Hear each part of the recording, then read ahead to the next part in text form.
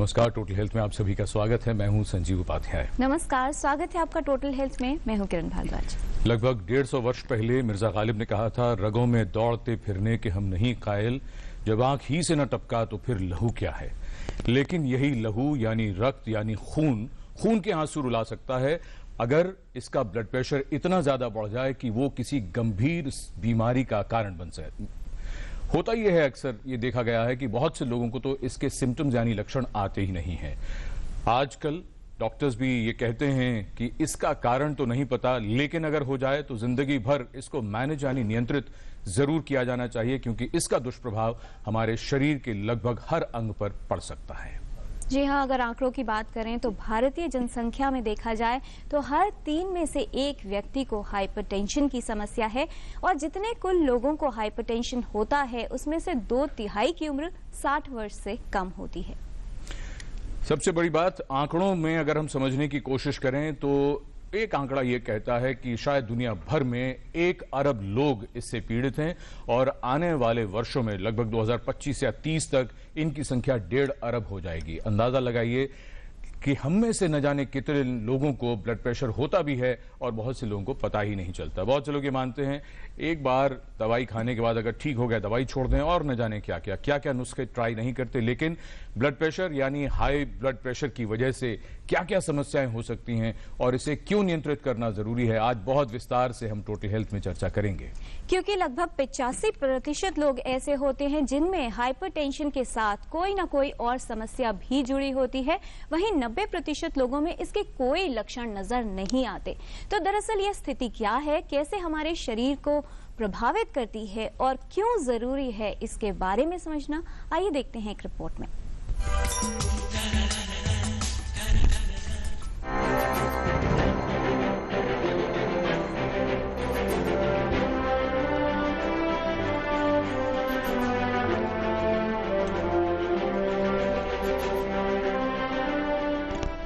उच्च रक्तचाप यानी हाइपरटेंशन स्वास्थ्य के लिए बड़ा खतरा है, जिसका प्रभाव पूरे शरीर पर पड़ता है।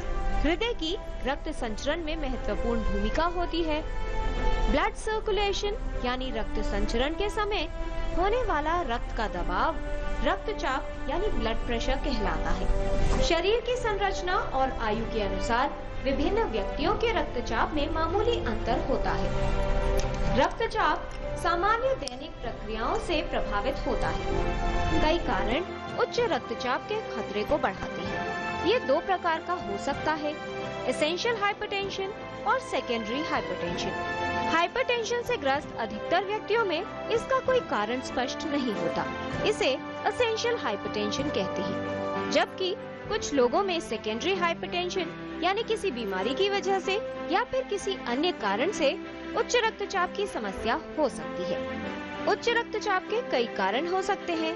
गुर्दे की बीमारी, हार्मोन संबंधी तकलीफ, गर्भावस्था, मोटापे या थायराइड के कारण ये समस्या उत्पन्न हो सकती है। लंबे समय तक हाइपरटेंशन से ग्रस्त रहने पर व्यक्ति को कोरोनरी आर्टरी डिजीज और कई अन्य बीमारियों का खतरा बढ़ जाता है। चिकित्सक से पूर्ण परीक्षण के बाद सही सलाह, उपचार और जीवन शैली में बदलाव से उच्च रक्तचाप को नियंत्रित किया जा सकता है। किरण भारद्वाज, टोटल हेल्थ। उच्च रक्तचाप यानी हाई ब्लड प्रेशर का कारण तो बहुत स्पष्ट नहीं है, लेकिन बहुत से कारण ऐसे जरूर हैं जिनकी वजह से ये ज्यादा मुश्किल में डालता है। जिनमें से एक कारण मोटापा, जिसके बारे में बार बार बात होती है। लेकिन बहुत से लोग ये समझते हैं कि अगर कोई व्यक्ति गुस्सैल है तो उसको भी हाई ब्लड प्रेशर की समस्या होती है। ऐसे न जाने कितने मिथ हैं जिनके बारे में आज हम जरूर चर्चा करेंगे और ये समझने की कोशिश करेंगे कि हम सब अपना ब्लड प्रेशर 120/80 के आसपास किस तरह रख सकते हैं। और साथ ही ये भी जानेंगे कि अगर किसी को इसका ज्यादा खतरा है, यानी कि पारिवारिक इतिहास है हाइपरटेंशन का या फिर दूसरे खतरे के कारक उसके साथ जुड़े हैं, तो क्या उस अवस्था में इस बीमारी से बचाव किया जा सकता है। जिन लोगों को हाइपरटेंशन हो गया है वो क्या कर सकते हैं जिससे इसके होने वाले दुष्प्रभाव को कम किया जा सके या फिर उनसे बचा जा सके। इस विषय पर विस्तार से बात करने के लिए हमारे साथ स्टूडियो में विशेषज्ञों का खास पैनल मौजूद है। हमारे साथ हैं doctor Sandeep Bansal, consultant professor and head department of cardiology, from Safdarjung Hospital and Vardhaman Mahavir Medical College. We have with us Dr. Ambuj Roy, Professor Cardiology, All India Institute of Medical Sciences, and Dr. Anil Gurtu, Director Professor Department of Medicine, Lady Hardinge Medical College. आप सभी का स्वागत है studio में। तो आइए चर्चा की शुरुआत करते हैं। डॉक्टर संदीप बंसल, हम आपसे ही सबसे पहले ये समझने की कोशिश करें जी कि हाई ब्लड प्रेशर, हाइपरटेंशन जिसे कहते हैं, ये दरअसल आज कितनी बड़ी समस्या है और क्या पिछले कुछ वर्षों में हम इसमें बढ़ोतरी देख रहे हैं? जी, बहुत महत्वपूर्ण सवाल है और हाई ब्लड प्रेशर की समस्या जो है ये दिनों दिन बढ़ती जा रही है। इस समय एक विशालकाय रूप धारण कर चुकी है। WHO की फिगर्स हैं कि लगभग 57 मिलियन लोग अब से कुछ साल पहले से 6 साल पहले मरे। उनमें से 2/3 लोग जो हैं वो नॉन कम्युनिकेबल डिजीजेस के कारण मरे, जिनमें से लगभग आधे लोग हार्ट डिजीजेस के कारण मरे और इनमें से लगभग 13% जिन लोगों की मृत्यु हुई उनमें ब्लड प्रेशर रिस्पॉन्सिबल था। जितने लोग दुनिया में मरते हैं उनमें सबसे महत्वपूर्ण रिस्क फैक्टर यानी हाईएस्ट इंक्रिमिनेटेड रिस्क फैक्टर जो है वो ब्लड प्रेशर होता है जी। ये भी देखा गया है, अंबुज हैं ऑल इंडिया इंस्टीट्यूट से, ऑल इंडिया इंस्टीट्यूट ने ये स्टडी की थी पहले और बहुत सी अन्य स्टडीज हैं हमारे देश में जिनमें ये देखा गया है कि दोनों ही स्थितियों में, यानी यदि आप अर्बन शहरी निवासी हैं या गांवों में रहते हैं, दोनों ही सूरतों में ब्लड प्रेशर की समस्या बढ़ी है जी। इसके अलावा जैसा आपने अभी दिखाया कि ये समस्या इसलिए भी महत्वपूर्ण है कि 2/3 जो ये ब्लड प्रेशर बढ़ते हैं ये 60 साल से कम उम्र के लोगों में बढ़ते हैं और 1/4 तो 45 साल से कम उम्र के लोगों में बढ़ता है। तो अपने आप में ये एक बहुत बड़ी समस्या है। ऐसा भी मानते हैं directorate general of health services के फिगर्स हैं कि 2020 तक हर 1000 व्यक्तियों में से लगभग 160 लोगों को हाई ब्लड प्रेशर होगा ओवरऑल पॉपुलेशन में। यदि हम 18 साल के ऊपर के उम्र के लोगों के जिक्र करते हैं तो जैसा आपने कहा कि 3 में से 1 व्यक्ति को उच्च रक्तचाप होने का अंदेशा रहता है जी। डॉक्टर अनिल, आपसे समझना चाहेंगे कि ये जो बात सामने आ रही है कि 2/3 लोग जिनको हाई ब्लड प्रेशर होता है उनकी उम्र 60 वर्ष से कम होती है, वहीं लोगों में यह धारणा रही है अब तक की अगर बात करें कि सिर्फ वृद्धावस्था में होगा या महिलाओं में नहीं होगा, या अर्बन रूरल की स्टडी देखें कि सिर्फ जो शहर में रहते हैं लोग उन्हीं को खतरा होता है। तो अगर आज के कॉन्टेक्स्ट में बात की जाए, क्या स्थिति देखते हैं और क्या इन विचारों में बदलाव की जरूरत है?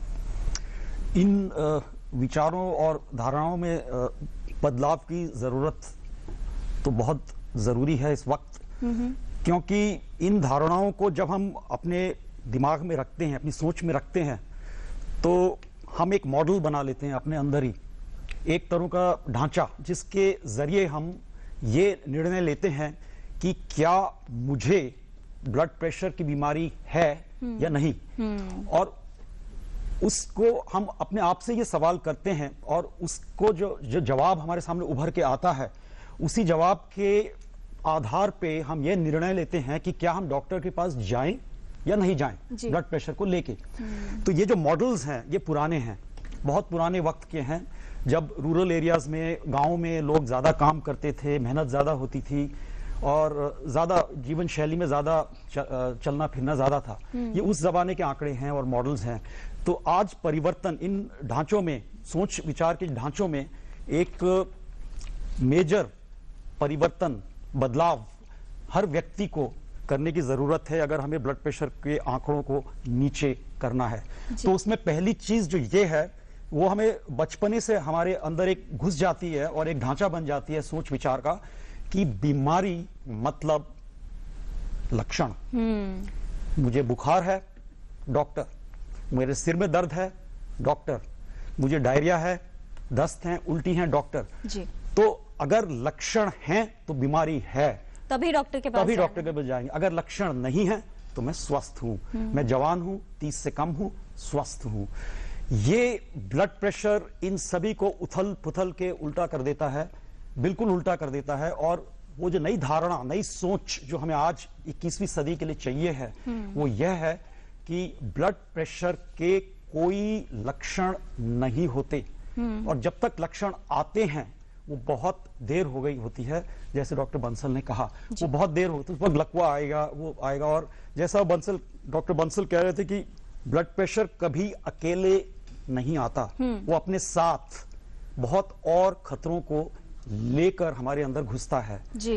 तो ये दूसरी अहम चीज है कि सब में हो सकता है, महिलाओं में, जवानों में, गांव के रहने वाले लोगों में, किसानों में और खेत मजदूरों में, सब में जी। तो ये जो खतरा है डॉक्टर रॉय कि सब में हो सकता है और 90% में लक्षण ही नहीं होंगे, सबसे पहले हम ये समझना चाहेंगे कि दरअसल जो ब्लड प्रेशर है वो क्या होता है और उसके जो लिमिट्स हैं कि नॉर्मल रेंज में है, प्री हाइपरटेंसिव है या फिर किसी को हाइपरटेंशन है, कैसे ये डिसाइड होगा? इसको डिसाइड करने के लिए ब्लड प्रेशर का नापना जरूरी है और उसके बिना कुछ भी नहीं बताया जा सकता। ब्लड प्रेशर आपका 120/80 से कम है तो वो ऑप्टिमम जिसको कहते हैं बहुत ही बढ़िया है। अगर आप 120-139 के बीच में हैं तो फिर उसको हम प्री हाइपरटेंशन कहते हैं, या नीचे वाला ब्लड प्रेशर 80 और 89 के बीच में है तो प्री हाइपरटेंशन, और 140-90 से ऊपर अगर आप हैं तो वो हाइपरटेंशन यानी कि हाई ब्लड प्रेशर है। और ये देखा गया है कि जिसकी ब्लड प्रेशर 180 से नीचे है और बताओ उनकी जिनको हाई ब्लड प्रेशर है मोर देन 150-100 है, अगर ऐसे लोगों को फॉलो किया जाए तो 12 साल की उम्र आपकी घट जाती है अगर आप हाई ब्लड प्रेशर है और उसका इलाज ना करें तो। अगर आप प्री हाइपरटेंशन स्टेज में है तो एज कंपेयर टू जो नॉर्मल है 4 से 8 साल की उम्र घट जाती है। तो हर स्टेज पे ये प्रॉब्लम है, लेकिन हाई ब्लड प्रेशर का इलाज करना बहुत जरूरी है। जैसे सबने कहा, करीब 45% हार्ट अटैक्स जो होते हैं वो ब्लड प्रेशर के कारण से होते हैं और 50% से ज्यादा लकवा यानी ब्रेन अटैक ब्लड प्रेशर की वजह से होता है। और इसका ऐसे बार बार कहा जा रहा है, इसका पता करना सिर्फ स्क्रीनिंग यानी कि ब्लड प्रेशर नापने की वजह से ही हो सकता है, क्योंकि इसको एक तरह का हीम शेल जो आइसबर्ग टाइप की डिजीज है, जो ऊपर दिखता है वो बहुत ही कम है, कहीं ज्यादा होगा, कहीं ज्यादा खतरा नीचे छुपा होता है। 2/3 से ज्यादा लोगों को पता ही नहीं होता कि वो ब्लड प्रेशर की बीमारी से ग्रस्त है। हमारे पास हमारे दर्शकों के बहुत से ईमेल्स आ गए हैं। डॉक्टर भरत पालन हैं, उन्होंने ये लिखा है कि बहुत से लोग कंफ्यूज हो जाते हैं ये सोच के कि हाइपरटेंशन का मतलब ये है कि टेंशन ज्यादा है, इंक्रीज स्ट्रेस की वजह से है, तो इसकी वजह से ये हाइपरटेंशन होता है। क्या इसका जो रिलेशन है उसको भी जरा दूर करने की कोशिश करें। उससे पहले डॉक्टर संदीप बंसल, वशिष्ठ सिंह काबुल अफगानिस्तान से इनका ईमेल आया है। वो ये जानना चाहते हैं कि ये बड़ा कंफ्यूजिंग है कि दवाई ब्लड प्रेशर जब डॉक्टर बता दे कि ब्लड प्रेशर है तो शुरू कब की जाए। कुछ कहते हैं अभी कर दो, कुछ कहते हैं अभी मत करो। पहली चीज ये है कि कब लेबल करते हैं आप, कितनी रीडिंग्स के बाद कोई ये लेबल किया जाएगा और क्या रीडिंग्स रहेंगी? जी, ये बहुत अच्छा सवाल है, क्योंकि देखिए 140/90 के ऊपर यदि आपका ब्लड प्रेशर है तो आपका ब्लड प्रेशर हाई माना जाता है। और जैसा अभी पिक्चर्स में दिखाया, यदि आपका ब्लड प्रेशर 140 और 159 के बीच में है, यानी 140 और 159 के बीच में है, और नीचे वाला ब्लड प्रेशर 90 और 99 के बीच में है, तो आपको ग्रेड 1 हाइपरटेंशन है।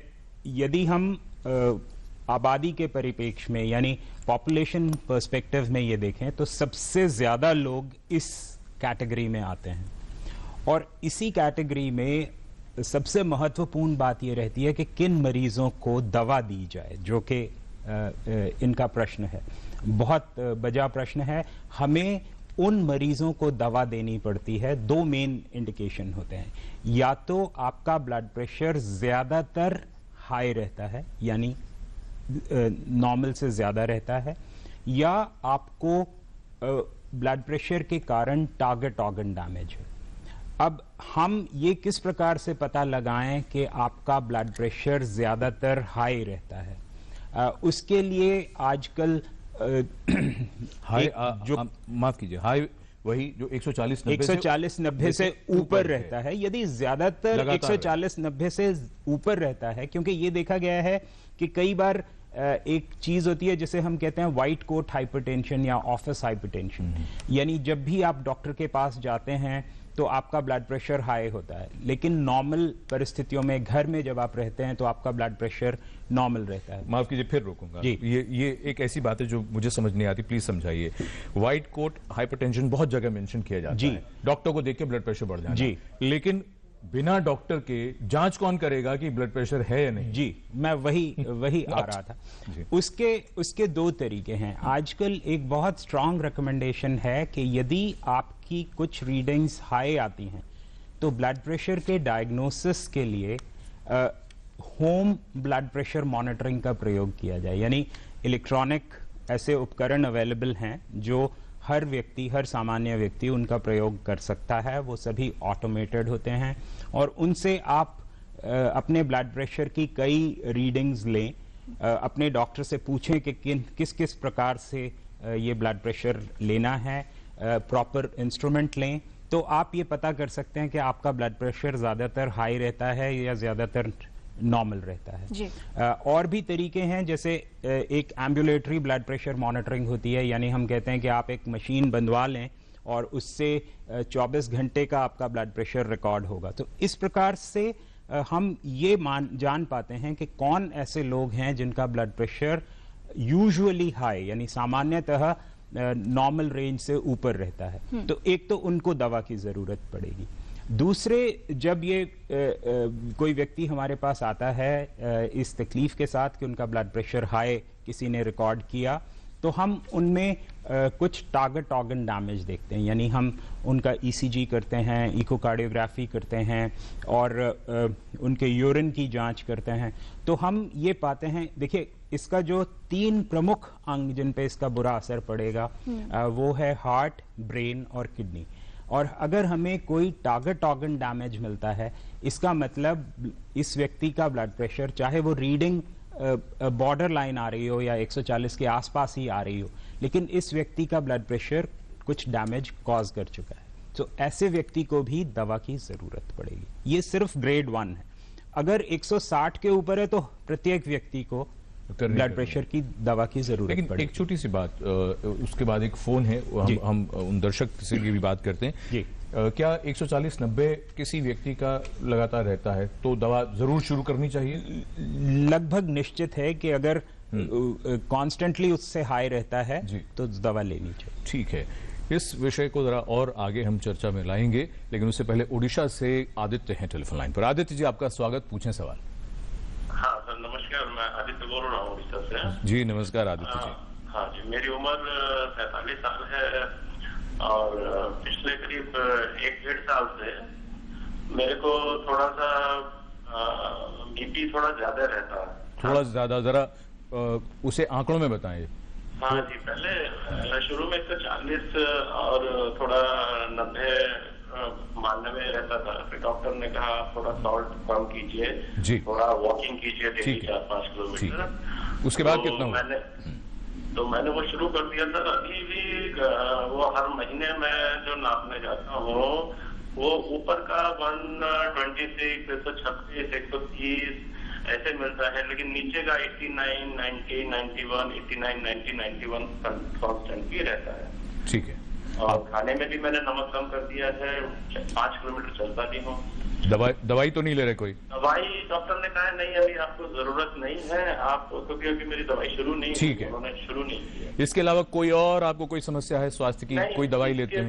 इसके अलावा सर कोई समस्या नहीं है। उन्होंने मेरा लिपिड प्रोफाइल और फर्स्ट क्लास कराया, वो सब नॉर्मली। आदित्य जी बिल्कुल, डॉक्टर अंबुज आपके सवाल का जवाब दे रहे हैं। एक छोटी सी बात और बता दीजिए, आपका वजन कितना है?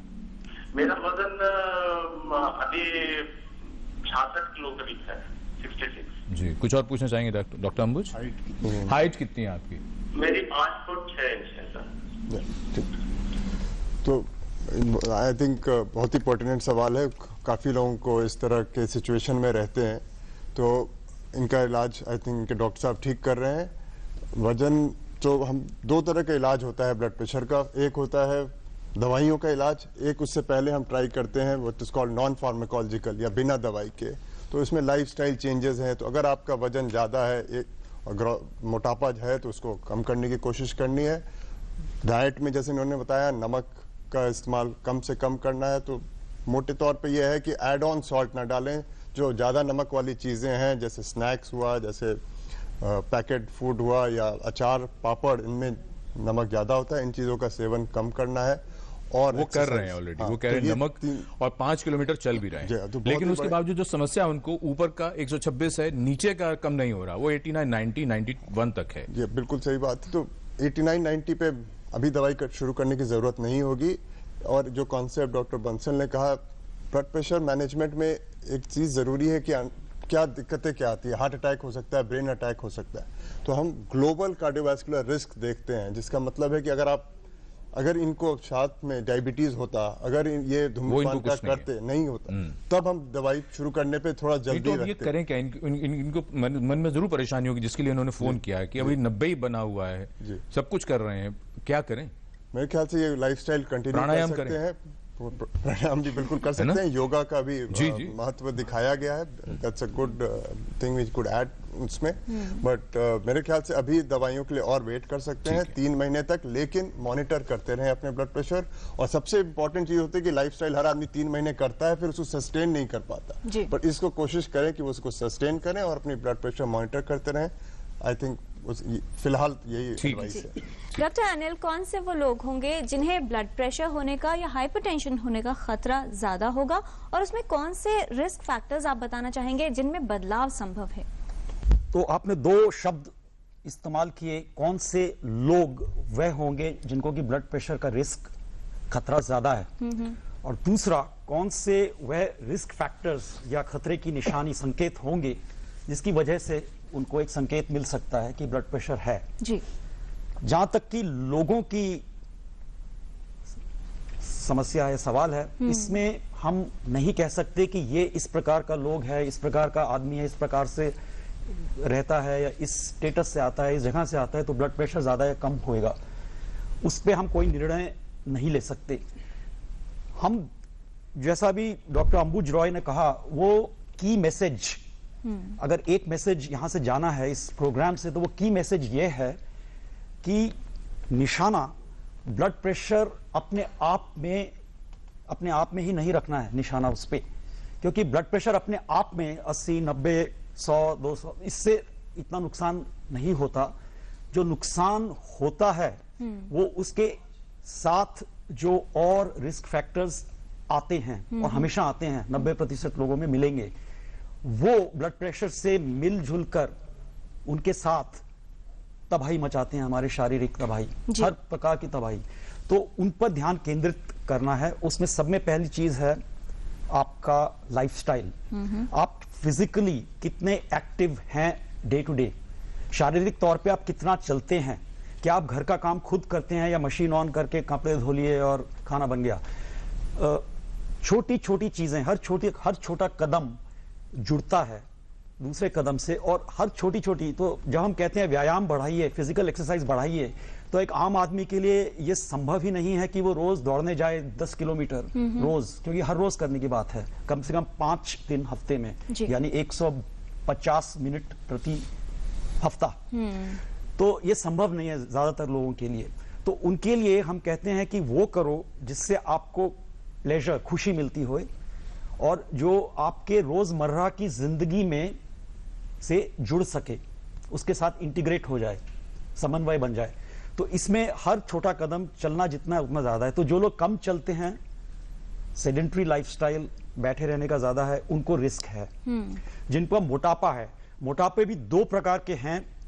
एक तो डॉक्टर अंबुज रॉय ने अभी उस कॉलर को बताया, BMI, हाइट, वेट इन केजी ओवर हाइट स्क्वायर, उन्होंने वो कैलकुलेट किया, पूछ के हाइट क्या है। यह एक है, जरूरी है, लेकिन उससे भी जरूरी और ज्यादा खतरनाक जो मोटापा है वो है जो पेट के आसपास, पेट के इर्द गिर्द, जो तोंद जिसको बोलते हैं। ये हल्की सी भी तोंद अगर साइड में जैसे पहले आ जाती है, और ये 30 के आसपास आनी शुरू होती है यहाँ, और 40-50 के बाद बढ़ती जाती है, तो ये जो तोंद वाला मोटापा है, पेट का मोटापा है, यह सब में ज्यादा खतरा पैदा करता है, क्योंकि ये ब्लड प्रेशर से ही नहीं जुड़ा हुआ है, ये आगे आने वाले और कई खतरनाक बीमारी जिसमें कि डायबिटीज, शुगर की बीमारी से जुड़ा हुआ है, हार्ट अटैक से जुड़ा हुआ है। तो ये मोटापा जिनको है उनको भी ये संकेत है कि उनको ब्लड प्रेशर हो सकता है। तीसरा, जो जिनकी फैमिली हिस्ट्री है, घरों में जो फादर हैं, मदर हैं, ब्रदर्स हैं, भाई बहन हैं, उनमें अगर ब्लड प्रेशर की बीमारी है तो ये तीसरा संकेत हो सकता है कि मुझे भी चेक कराना है, कम से कम हर 2 साल में। अगर नॉर्मल निकलता हर 2 साल में चेक कराना है। और इसके अलावा और अगर कोई भी प्रकार का रिस्क फैक्टर है, जैसे अगर आप सिगरेट पीते हैं बहुत, स्मोकिंग, आप अगर शराब, अल्कोहल इसमें सेफ ड्रिंकिंग से ज्यादा ले रहे हैं, यानी एक मर्द को, मेल को 2 ड्रिंक्स, एक ड्रिंक 30 ml होता है और एक वुमन को 1 ड्रिंक, अगर वो इससे ज्यादा कंज्यूम कर रहे हैं लंबे अरसे तक तो ब्लड प्रेशर हो जाता है, अक्सर हो सकता है, आपको चेक कराना है। इसी प्रकार से अगर आपका कोलेस्ट्रॉल, कुछ HDL बोलते हैं, जो अच्छा कोलेस्ट्रॉल है, अगर वो 35 से कम है तो आपको एक संकेत मिल रहा है। इस तरह के संकेत हैं जिसमें कि अहम चीज यह है कि हम मान के चलते हैं कि अगर कि मुझे ब्लड प्रेशर हो सकता है तो एक बारी तो चेक करा ही लेना चाहिए जी। हर कांटेक्ट, जब भी हम डॉक्टर से कांटेक्ट संपर्क करते हैं, उनसे कहना चाहिए ब्लड प्रेशर भी चेक कर दो मेरा। ये एक अच्छी एटीट्यूड है और किसी प्रकार के लोगों में ज्यादा या कम नहीं होता, हर एक को लग सकता है ये ब्लड प्रेशर का। जी। डॉक्टर संदीप बंसल, एक बात जो हमारे एक दर्शक जो वशिष्ठ सिंह का जो सवाल आया था काबुल से, उन्होंने 2 और बातें पूछी थी। खान पान को लेकर भी बहुत बात हो रही है, नमक को लेकर।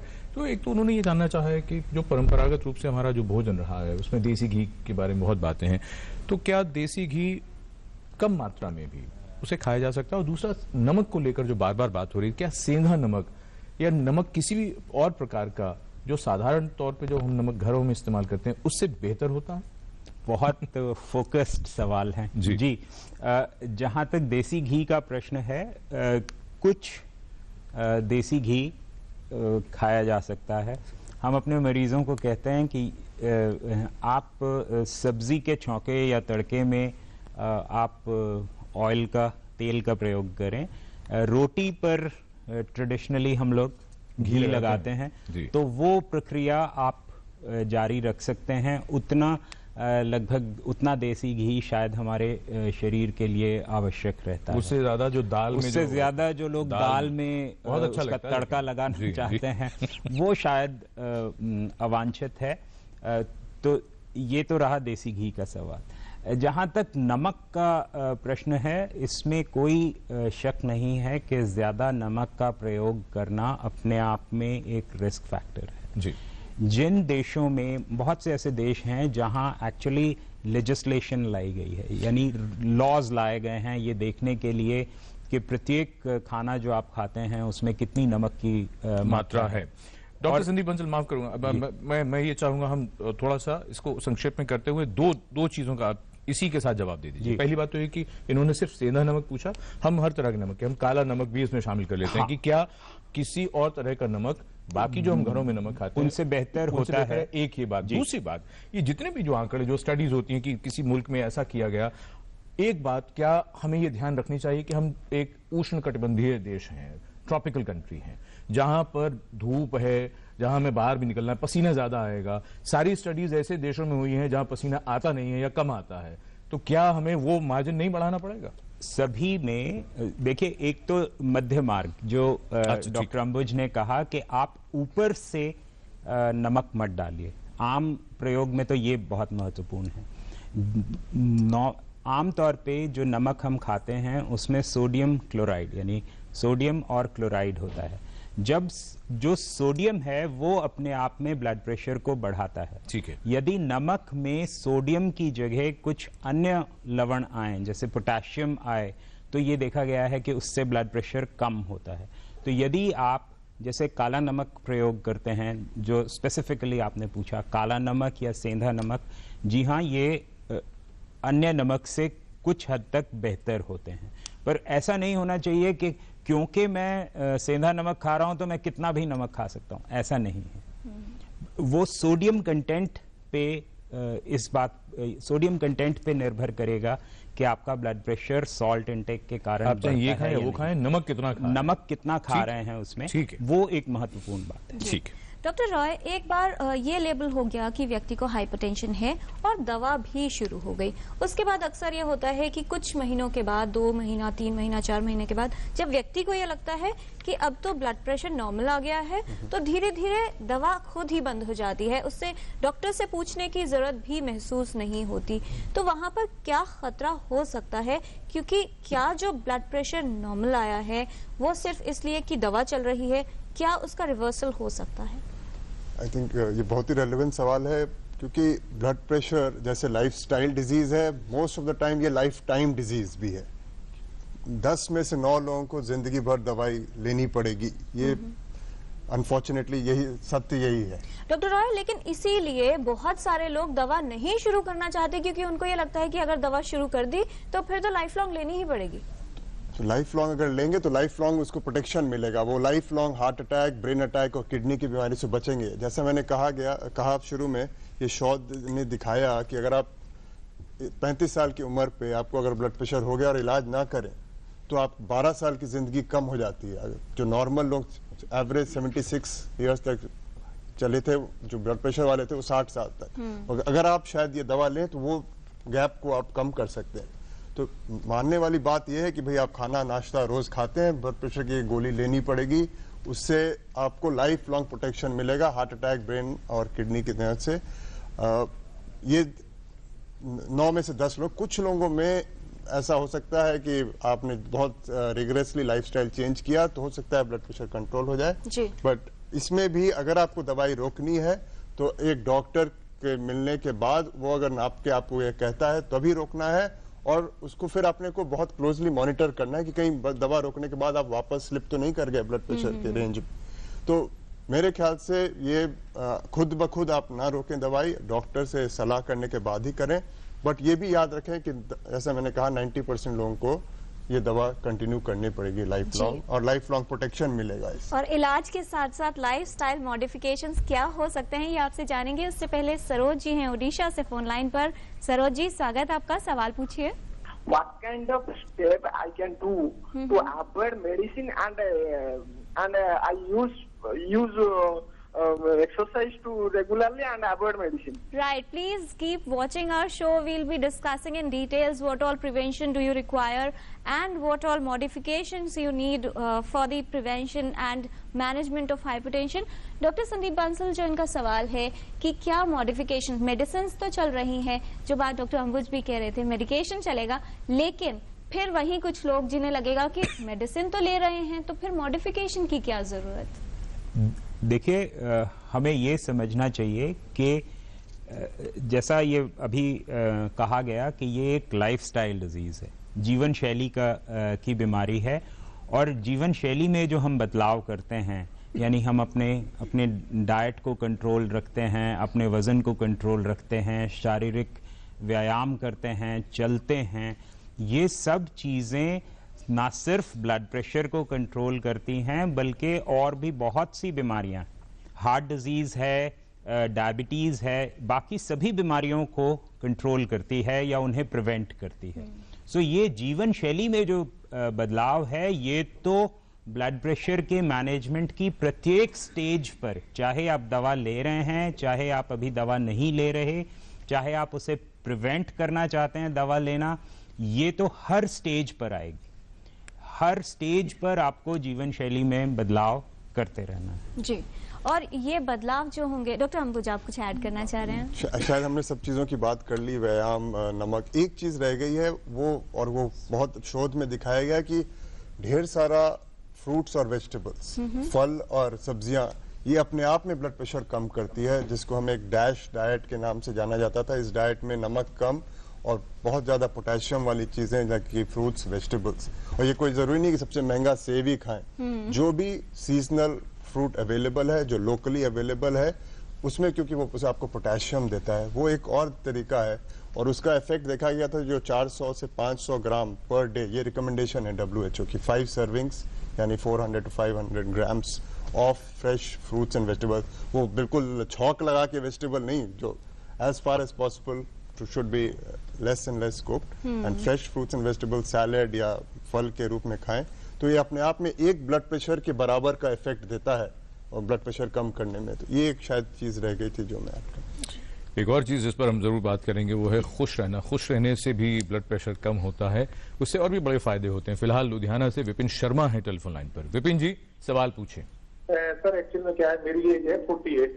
अच्छा, ओके। हाँ, मेरे चेस्ट में बिल्कुल गले के नीचे करीब 2 से 3 साल 2 साल से पेन रहता है, लेकिन उसका मुझे रीजन अभी तक नहीं पता चला कि क्या है। मैं ब्लड प्रेशर चेक कराता हूँ, 90-130 मेरा वेट रहता है, लिपिड प्रोफाइल मेरा नॉर्मल है जी, है ना, ईसीजी मेरी हमेशा नॉर्मल रही है। ठीक है। लेकिन मैं जरा सी भी कोई अजीब सी इंसिडेंट हो जाती है तो उसकी वजह से मेरे को इतनी घबराहट होने लगती है कि मेरा एकदम बीपी हार्ट बीट मतलब इतनी तेज बढ़ जाता है कि मुझे मेरे हार्ट की आवाज भी सुनाई देने लगती है। अच्छा, ओके। जब भी कोई तनाव या ऐसी कोई सिचुएशन आ जाए। बिल्कुल सर। ठीक है। तो मैंने सर लुधियाना के सिविल हॉस्पिटल में एक डॉक्टर को दिखाया था, तो उन्होंने मेरे को सिप्लार LS40 बताया था कि बीच में आप एक बार ले लीजिए सर ये। अच्छा, ठीक है। तो बीपी कई बार उन्होंने चेक किया तो बीपी मेरा नॉर्मल आता है। विपिन शर्मा जी, प्लीज मुझे बताएं। जी बिल्कुल, बिल्कुल आपको बताएंगे। एक आपसे बात डॉक्टर अंबुज ये पूछ रहे हैं कि जब आप चलते हैं या सीढ़ियां चढ़ते हैं तो उस वक्त क्या आपको ये दर्द या सांस फूलना इस तरह की कोई परेशानी होती है? सांस फूलने की, हाँ यस। मैं वैसे कभी कभी मॉर्निंग वॉक पे जाता हूँ, लेकिन सांस फूलने की प्रॉब्लम मुझे रहती है। ठीक है डॉक्टर अंबुज, अब इनके सवाल का जवाब दे दीजिए। जिन्होंने जो बताया कि छाती या गले के नीचे दर्द हो सकता है, कई कारणों से हो सकता है। हार्ट की दर्द भी ऐसे ही होता है, लेकिन इसलिए मैंने पूछ रहा था कि क्या ये दर्द एक्सरसाइज के से प्रेसिपिटेट होता है या बढ़ता है कि नहीं। अगर वो हो रहा है तो ये बहुत स्पेसिफिक निशान होता है कि हार्ट की वजह से मामला हो सकता है, या हार्ट की नसों में कोई ब्लॉकेज की वजह से हो सकता है, जिसको एंजाइना कहते हैं। जब आप चलें तब होगा, आप रुक जाएं तो आराम आता है। लेकिन शायद इनको चलने पे सांस फूलने की दिक्कत है, वो शायद इसलिए है क्योंकि कभी कभी मॉर्निंग वॉक करता है उन्होंने कहा। तो बॉडी अगर आपकी डिकंडीशन हो जाए जिसको कहते हैं, या आदत नहीं रहे वॉक की, तो आपकी सांस फूलेगी थोड़े दूर भी चलने पे जी। तो आई थिंक कभी कभी की जगह इनको डेफिनेटली क्या करना चाहिए, इनको वॉकिंग वगैरह बढ़ाना चाहिए। प्रॉब्ली जिनको है वो थोड़ी सिप्लार की दवा दी है, तो एंजाइटी रिलेटेड थोड़ी सी दिक्कतें हैं इनको जी। तो और स्ट्रेस और एंजाइटी, इसलिए वो सिप्लार के डॉक्टर इनके सामने दी है। बट अगर ये चलने पे भी ये दर्द हो रहा है तो शायद एक TMT का टेस्ट होता है, जिसमें हम मशीन पे आपको एक्सरसाइज कराते हैं और ECG मॉनिटर करते हैं साथ में। तो डॉक्टर की सलाह लेकर TMT भी करा के ये रूल आउट कर सकते हैं कि ये खतरे वाली बात तो नहीं है, ये दर्द खतरे के दर्द तो नहीं। जी। और दूसरी बात जो इन्होंने बताई थी कि कोई भी स्थिति ऐसी होती है जिसमें ये घबरा जाते हैं तो इनकी दिल की धड़कन इतनी तेज हो जाती है, इनको खुद सुनाई देने लगती है, पैल्पिटेशन हो जाता है, तो क्या करना है फिर? प्राणायाम बिल्कुल जी। तो बार बार एक बात हम अपने कार्यक्रम में, हमारे साथ आज कोई योगाचार्य नहीं, लेकिन बार बार प्राणायाम से ये चीज जरूर की जा सकती है। एक डॉक्टर अनिल गोटू, हमारे बहुत से दर्शक तरह तरह के प्रश्न पूछ रहे हैं। सुधा जी हैं बिहार से, सुधा रंजन सिंह, वो ये कहती हैं जिस पर चर्चा जरूर होनी चाहिए कि लॉन्ग टर्म अगर यूज होता है इन दवाइयों का, हम कह तो रहे हैं कि दवाई लीजिए क्योंकि इससे बड़ा नुकसान होगा, लेकिन नुकसान भी बहुत है।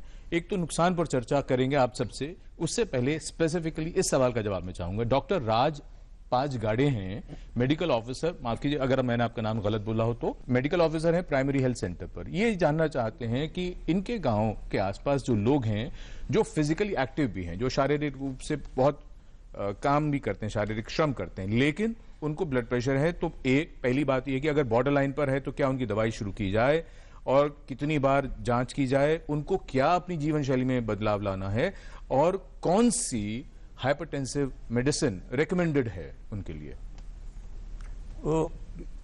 पहला प्रश्न जो है कि अब ये डिपेंड करता है इस बात पे कि किस स्टेज का ब्लड प्रेशर है इनको।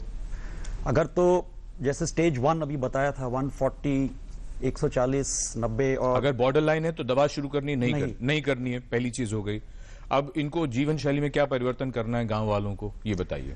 तो एक तो फिजिकली अगर एक्टिव हैं, अगर शारीरिक तौर पे ये व्यायाम वगैरह खूब कर रहे हैं और एक्टिव हैं, वो तो ठीक है। उसमें भी देखने वाली बात यह है कि किस प्रकार की एक्टिविटी है।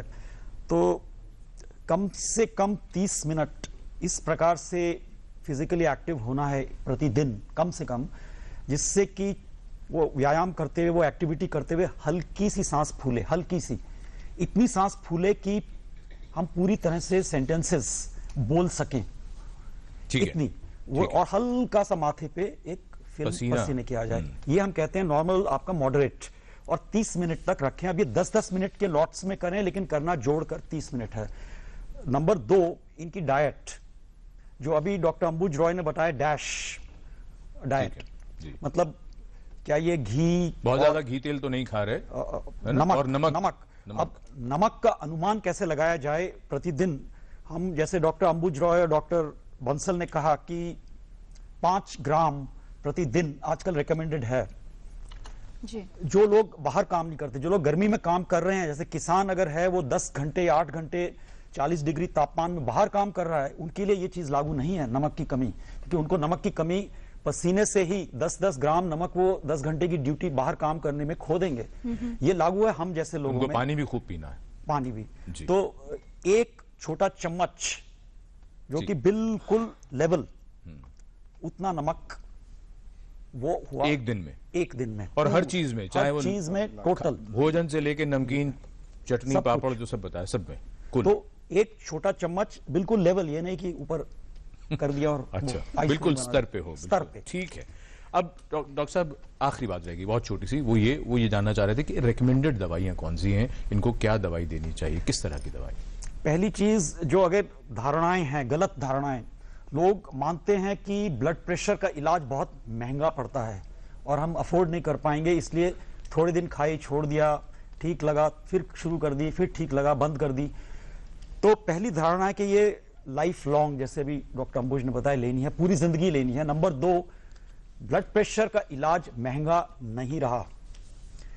अगर आप जीवन शैली, लाइफस्टाइल, जो कि खाना, खुराक, नमक कम, हरी सब्जी, सलाद ज्यादा, चलना फिरना ज्यादा, स्मोकिंग, सिगरेट वगैरह, बीड़ी, हुक्का या तंबाकू जो चबाते हैं, खाते हैं, वो भी बंद, सारी बुरी आदतें छोड़ दें, और उसके साथ अगर दवाई होगी तो उसके साथ अगर दवाई होगी तो ज्यादा अच्छा असर आएगा। तो अपने आप में दवाई कम भी हो जाएगी, कम भी हो जाएगी, बंद नहीं होगी, बहुत कम हो जाएगी।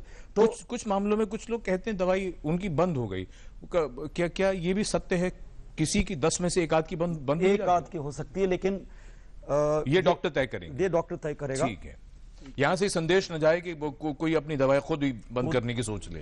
डॉक्टर अंबुज, आप कुछ कह रहे हैं? आपने वो सवाल पूछा था, कौन सी दवा है, ये शायद मेडिकल ऑफिसर थे, ये बड़ा कॉमन सवाल है और मेडिकल फ्रेटर्निटी में हमेशा आता है कौन सी दवा। तो सबसे पहले मैं वो कहूंगा, वो दवा जो आपकी ब्लड प्रेशर कंट्रोल कर ले वो जरूरी है, और एक बनाम दूसरा इतना फायदा नहीं है जितना कि टारगेट होना चाहिए कि ब्लड प्रेशर पे काबू। जो भी दवा लोकली अवेलेबल हो उस पीएचसी में, उसका इस्तेमाल कर सकते हैं। तो क्योंकि ये लाइफ लॉन्ग लेने की वाली दवाई, आपने प्रिस्क्रिप्शन दिया, वो हफ्ते भर खाया, फिर उसने बंद कर दी। तो इंक्रीजिंगली सरकार ने कई सिंपल दवाइयां, जैसे कि एम्लोडिपिन हो गया या रामिप्रिल हो गया, ये लिस्नोप्रिल हो गया, ये सिंपल सी दवाइयां हैं जो डॉक्टर साहब समझ जाएंगे, इसका इस्तेमाल करें। और अगर ये नहीं है, अगर एटिनॉल ही अवेलेबल है तो उसका भी इस्तेमाल कर सकते हैं, ऐसी कोई रोक नहीं है। तो एनी ब्लड प्रेशर, जो any medicine which controls your blood pressure is the most important. तो सबसे बड़ी बात यह है कि बहुत सोच समझकर दवाइयों का इस्तेमाल शुरू करना है, और जब शुरू कर देना है तो फिर बंद नहीं करना है, ये बहुत ध्यान देने की बात है। हाई ब्लड प्रेशर पर आज चर्चा हो रही है, हमने बहुत सी बातें जान ली हैं, कुछ बातें जरा सी जानने को बाकी हैं, सब जानेंगे एक छोटे से ब्रेक के बाद।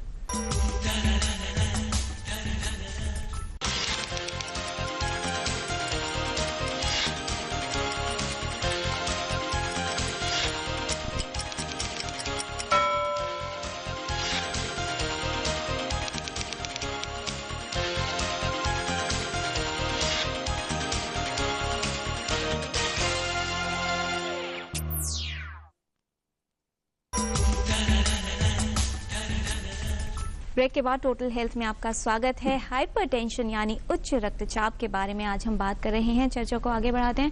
डॉक्टर बंसल, एक जो बात आ रही थी कि 90% लोगों में लक्षण नहीं होते, लेकिन जिन लोगों को हाइपरटेंशन होता है उनका ये कहना होता है कि क्योंकि बीपी हाई हो रहा है तो मुझे सिर दर्द होता है, बॉडी एक्स होते हैं। तो ये क्या धारणा है, आप क्या कहना चाहेंगे इसके बारे में? हाँ, ये एक बहुत आम धारणा है। लोग कहते हैं कि मुझे सर दर्द हो रहा था, मुझे पता लग गया था कि मेरा ब्लड प्रेशर हाई होगा। देखिए, आम तौर पर यह देखा गया है कि ब्लड प्रेशर एक प्रकार का स्ट्रेस रिस्पॉन्स है। यानी अगर आपको कोई भी स्ट्रेस होती है, कोई भी दर्द होता है, तो उसमें आपका ब्लड प्रेशर बढ़ सकता है। आम तौर पर ब्लड प्रेशर और सिर दर्द का रिलेशन ये रहता है कि क्योंकि आपको सिर दर्द है, अगर आप उस समय अपना ब्लड प्रेशर लेंगे तो वो हो सकता है हाई आए। दूसरी तरफ बहुत कभी कभी ऐसा होता है कि अगर आपका ब्लड प्रेशर बहुत ज्यादा बढ़ा हुआ है, यानी 200 के ऊपर चला गया है और आपको दिमाग में नस फटने के कारण दर्द होगा, तो वो ऐसा आम तौर पर नहीं होता। लेकिन अगर ब्लड प्रेशर के कारण सिर दर्द होता है तो वो एक समस्या की बात होती है।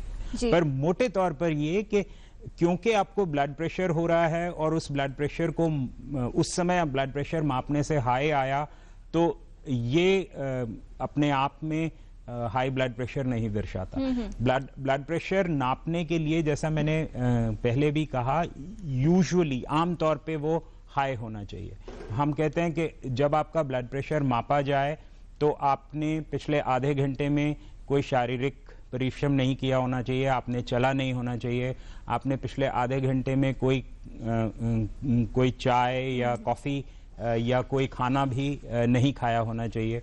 और जब हम डॉक्टर के ऑफिस में भी जाते हैं तो डॉक्टर्स हमेशा ये कहते हैं कि आप 5-10 मिनट बैठिए, जब आप रिलैक्स कर जाएं तब आपका ब्लड प्रेशर देखा जाए। आप किसी भी स्ट्रेसफुल स्थिति में अपना ब्लड प्रेशर मपवाएंगे तो वो बढ़ेगा ही, वो बढ़ा हुआ पाया जा सकता है। उसकी महत्ता एक सामान्यतः ब्लड प्रेशर हाई रहने के मुकाबले में कम रहती है। तो बहुत जरूरी है कि जब आप अपना ब्लड प्रेशर मापें उससे पहले कुछ बातों का ध्यान जरूर रखें, थोड़ा सा आराम कर लें। स्ट्रेसफुल कंडीशन में ब्लड प्रेशर की जांच नहीं होनी चाहिए। इस जानकारी के बाद टोटल हेल्थ में ये समय है सेगमेंट हेल्थ पहेली का। एपिसोड 623 में हमने आपसे पूछा था कि मलेरिया के विषय में इनमें से कौन सा कथन गलत है। 3 ऑप्शंस आपके पास थे। सही जवाब ऑप्शन बी, मलेरिया में स्व इलाज यानी सेल्फ मेडिकेशन करना सुरक्षित है, ये गलत धारणा है। कौन बने हैं इस पहेली के लकी विजेता, ये आपको बताएंगे। उससे पहले देखते हैं क्या सवाल है आज की हेल्थ पहेली में।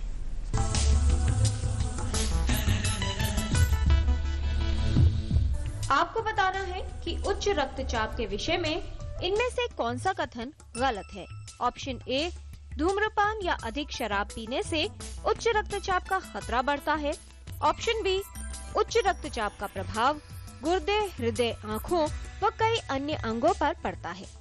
या फिर ऑप्शन सी, उच्च रक्तचाप सामान्य हो जाने पर उच्च रक्तचाप से ग्रस्त व्यक्ति को दवा बंद कर देनी चाहिए। आप अपने जवाब हमें 2 हफ्तों तक भेज सकते हैं। हमारा पता है total health, D D news, room number 505, tower B, Doordarshan Bhavan, Mandi house, Copernicus Marg, new Delhi 110001, या ईमेल कर सकते हैं totalhealth@gmail.com पर।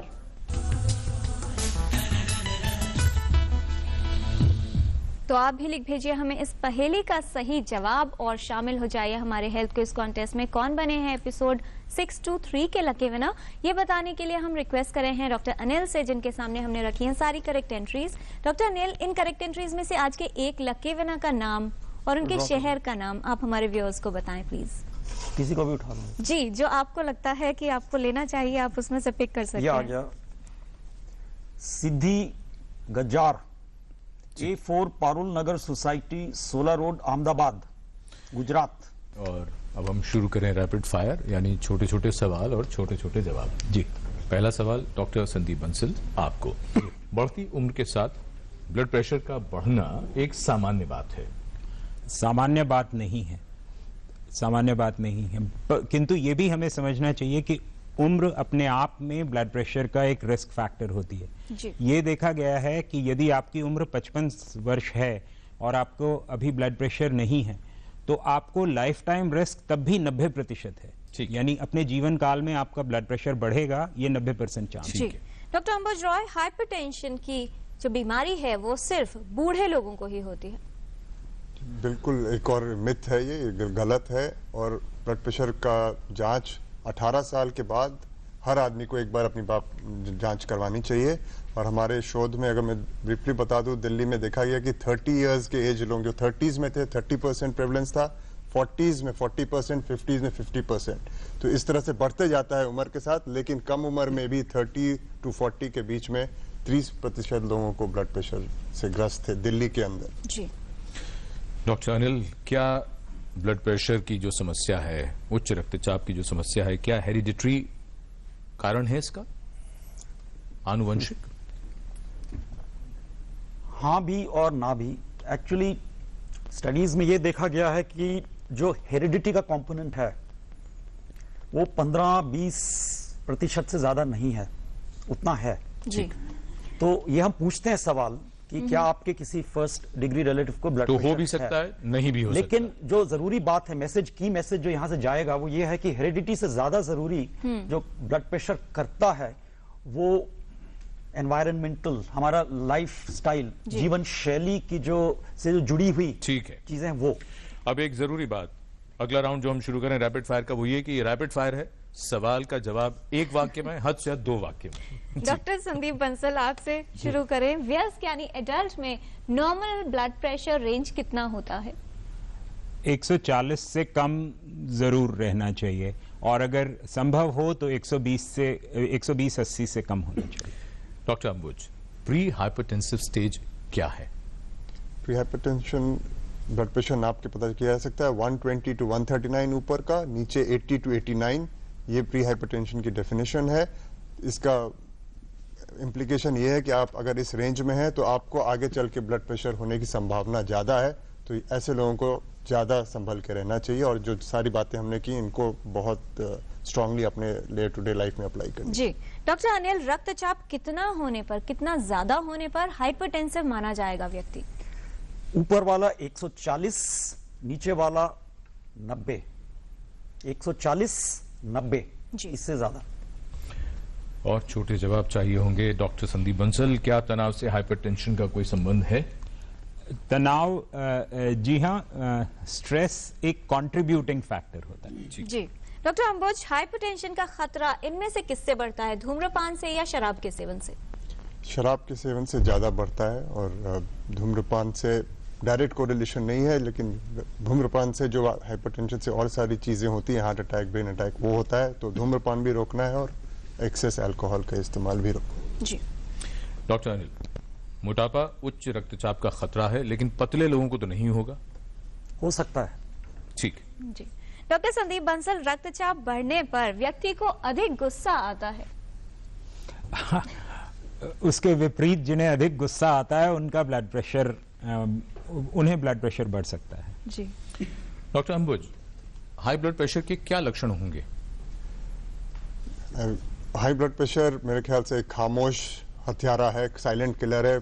सिम्टम्स हो सकता है कुछ भी नहीं हो, 9 से 10, 90% लोगों को कोई सिम्टम नहीं होंगे, तो ब्लड प्रेशर नाप के ही जाना जा सकता है कि ब्लड प्रेशर है या नहीं। जी डॉक्टर अनिल, इसके दुष्प्रभाव क्या हो सकते हैं अगर किसी व्यक्ति को हाइपरटेंशन हो? इसके दुष्प्रभाव मूल रूप से 3 अंगों पर असर करते हैं। दिमाग, जहां पर कि लकवा, stroke, heart attack, heart failure, kidney, गुर्दे, रीनल फेलियर, गुर्दों का फेलियर, और आंख में भी ध्यान रखें, अंधापन। मुख्य रूप से 3+1 आंख। जी ये आखिरी राउंड है, और इसमें थोड़ी सी छूट हम दे रहे हैं आपको 10 से 15 सेकंड की। डॉक्टर संदीप बंसल, आपसे शुरू करते हैं। संदेश भी इसी में आप कह दीजिएगा, क्या उच्च रक्तचाप होने पर इसके दुष्प्रभाव से बचा जा सकता है? जी हाँ, यदि आप अपने जीवन शैली में परिवर्तन करते हैं, अपने डॉक्टर की बताई हुई दवाएं समय पर लेते हैं, एक सामान्य और रेगुलर जीवन का यदि आप निर्वाह करते हैं, तो शायद इसके दुष्प्रभावों से बचा जा सकता है। जी डॉक्टर अंबुज, हाइपरटेंशन होने पर व्यक्ति को कौन कौन सी जांच करवानी चाहिए मॉनिटरिंग के लिए, और ये देखने के लिए कि क्या हाइपरटेंशन का प्रभाव हो रहा है शरीर पर? जैसे बताया गया कि 3 अंगों पे असर होता है। हार्ट, तो उसके लिए एक ईसीजी करा लेनी चाहिए। किडनी, उसके लिए एक सिंपल से यूरिन टेस्ट होती है, इसमें प्रोटीन आ रहा है या नहीं, तो उसे पता चल जाएगा किडनी पे असर है कि नहीं। और ब्रेन में असर आ सकता है, तो अगर ये 3 चीजें हैं तो ये सिंपल टेस्ट हर को होना चाहिए। अगर मेरे ख्याल से ये सिंपल जी, टेस्ट आप कितनी बार करवा सकते हैं? साल में 1 बार ये टेस्ट कराएं, अगर नेगेटिव है तो फिर उसको 2 साल में रिपीट कर सकते हैं। डॉक्टर अनिल, चलते चलते अब आपसे आखिरी सवाल, उच्च रक्तचाप से क्या किसी तरह बचा जा सकता है? ये सारा जो प्रोग्राम था ये इसी पर आधारित था कि कैसे बचाव किया जाए। समराइज करने के लिए जीवन शैली पर ही हम अपना ध्यान केंद्रित करेंगे और मैसेज यही है, दवाइयों से बचिए, जीवन शैली फिजिकली एक्टिव, फल और हरी सब्जियां ज्यादा, नमक कम, तंबाकू चबाना और पीना बंद, ज्यादा दारू लेना बंद, नॉर्मल रखना। और की मैसेज फिर भी एक ही है, फिजिकली चलिए ज्यादा।